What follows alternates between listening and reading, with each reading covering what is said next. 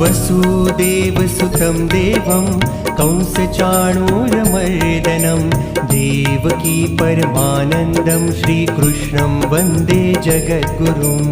वसुदेवसुतं देवं कंसचाणूरमर्दनं देवकी परमानन्दं श्रीकृष्णं वन्दे जगद्गुरुम्। वसुदेवसुतं देवं कंसचाणूरमर्दनं देवकी परमानन्दं श्रीकृष्णं वन्दे जगद्गुरुम्।